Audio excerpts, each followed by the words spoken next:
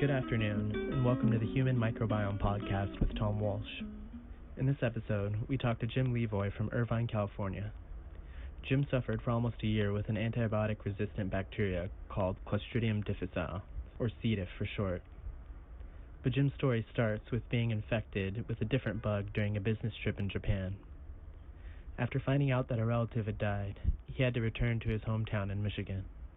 And on the flight home, he starts getting sick. Real sick. I got into Detroit. I got to my mom's house, and I remember I was shaking like I couldn't control my hands.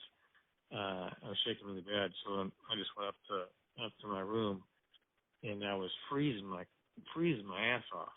So I went and grabbed every blanket I could in all of the rooms and stuck it on the bed, and I slept for 2 days just to get out of bed. My system completely failed, and everything, any bit of food I had just went right through me. I wasn't absorbing any kind of nutrients for quite some time. I lost 7 to 10 pounds that first 3 or 4 days, and then when I got back to California, that's when the doctors loaded me up on the antibiotics, and that seemed to get things back to sort of normal. But then within a month or so, I picked up the other goddamn thing, and then that's what just lasted for the longest time. The heavy dose of antibiotics prescribed by Jim's doctor seems to have killed off the vicious bug. But they also caused him to get sick with the second bug, C. diff. We don't know if it was laying low in Jim before his first infection, or if it infected him at the doctor's office.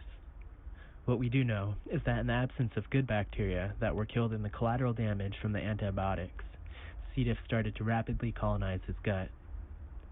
Compared to the first infection, his symptoms are tolerable, but they won't go away. It was just bad diarrhea on a pretty frequent basis, and you could feel you weren't absorbing any nutrients. It's kind of like your body's just weak. It controlled my days sometimes. I had to be strategic thinking about, being in meetings. Like, okay, is this going to hit me? And there was a few times I just had to get up and, go to the restroom.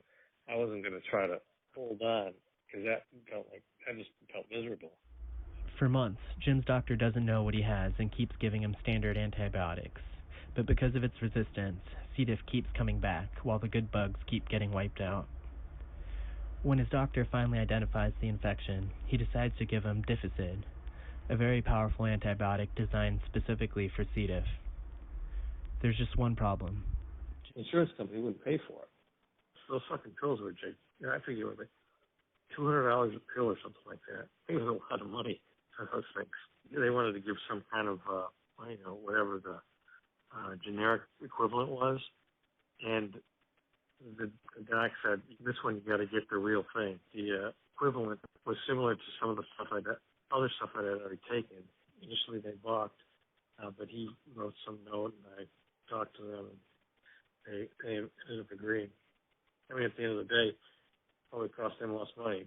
In addition to getting his insurance to approve the antibiotics, Jim's doctor gives him some crucial advice. When he gave me that antibiotic, he was saying you got to load up on the probiotics at the same time. Phillips Colon Health was what I started swallowing because he was worried about just killing all of the good bacteria along with whatever was bad in there. Suffering with C. diff for almost an entire year taught Jim a hard lesson about antibiotics and probiotics. And before I did this, I was totally an antibiotic guy. If something was wrong, I'd ask the doctor, well, just give me the antibiotics, and I'll take it just in case. Now, after going through that process, I'd never do that.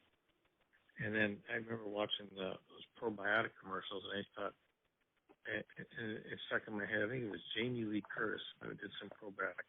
So I thought probiotics was basically for overweight or old women. I would never need anything like that. And then, now I'm sucking those pills down. I could take 2 every day just to be sure. It's been over a year since he was cured of the C. diff, but he doesn't feel like he's fully recovered. I bet I'm not 100%. I've never felt completely back to normal, and my stomach every once in a while just is that reoccurring kind of feel, but it's never as severe as it was when I was sick. Jim might have been better off with an alternative treatment. At some point, his doctor recommended a stool transplant, a procedure as effective as it is funny or gross. It was an option that was discussed, but because of the progression of where I wasn't getting better, and I said, who the hell's donating this? And he kind of laughed and told me, yeah, people just go and donate it. They got to make sure that they're okay and all that kind of stuff. But there's no doubt at the time, if I would have relapsed or if I was on the path going down, I'd do anything to try to fix it. Many studies show that stool transplants work better than antibiotics for C. diff, and it cures between 80 to 90% of patients. Would Jim have been better off if he received one as soon as he was diagnosed? Thanks for listening to the Human Microbiome Podcast. This is Tom Walsh signing off.